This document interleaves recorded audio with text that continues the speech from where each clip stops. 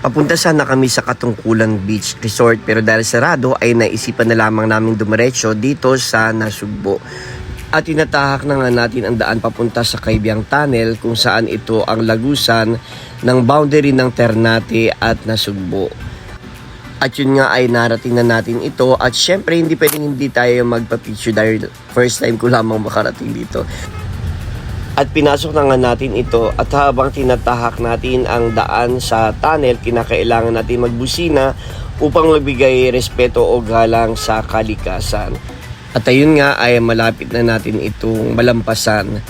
At paglabas nga dito ay pinapaalalahanan ng lahat ng mga motorsiklo o mga driver na ingatan ang pagmamaneho dahil sa mga ilang kilometro lamang ay makikita rito ang mga unggoy na nasa kalsada na tila baga nangihingi ng mga pagkain sa mga motorista.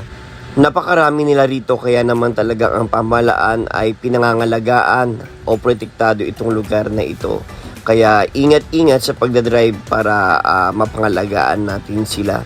At yun nga, syempre, sino kayang kamukha nito? At ilang kilometro na nga lamang ay makikita natin itong tinatawag nilang view deck, no? Kung saan makikita ang kabuuan ng mga beaches ng Nasugbo. So ito yung kabuuan, di ba? Syempre, dahil nandito na rin lang tayo at maganda ang view, hindi natin pababayaan na wala tayong picture. Yan. So picture muna tayo at talaga namang napakaganda ng view. So dito nga ay makikita itong mga beaches ng Nasugbo. Talaga namang tanaw na tanaw, ang ganda ng view dito. Kaya naman ay ganda talaga ng nilikha ng Diyos, no? So talagang napakakalikasan. So ayan ang mga beaches dito. Mamimili ka na lamang kung saan mo gustong mag-stay. So kami nga ay nagpunta dito sa kalayuan. Kaya naman talagang medyo malayo. Kain muna kami at maya-maya itatakbo na nga kami ayan sa beach syempre, no?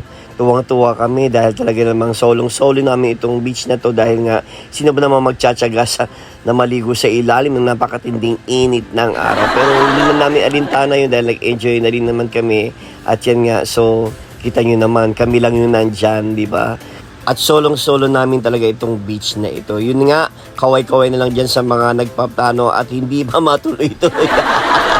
Shout out sa inyo. Ituloy nyo na yan at sayang naman yung mga pagkakataon. Life is too short, enjoy your life. So halika na, swimming na.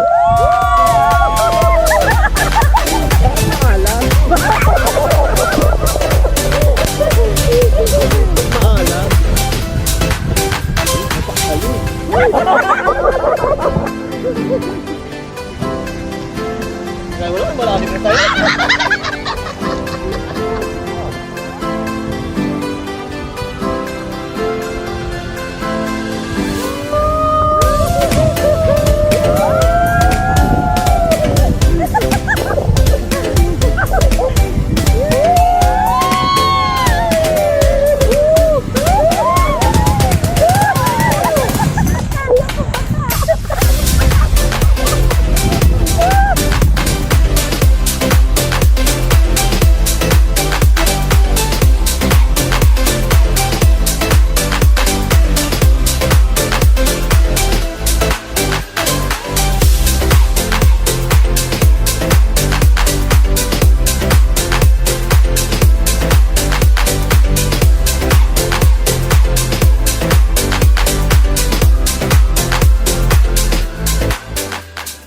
Chinese shop at uwian na nga tayo.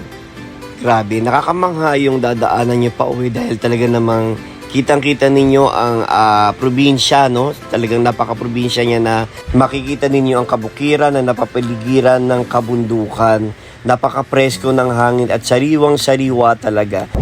At yan nga ay pabalik na po ulit tayo o dadaan na ulit tayo dito sa tinatawag na Kaybyang Tunnel kung saan papasok na naman tayo at magbubusina na naman kasi bilang pagbibigay galang at respeto uli habang tayo ay dumaraan.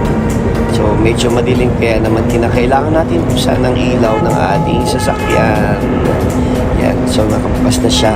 So habang tinatahak natin ito ay tingnan naman natin yung ikot-ikot.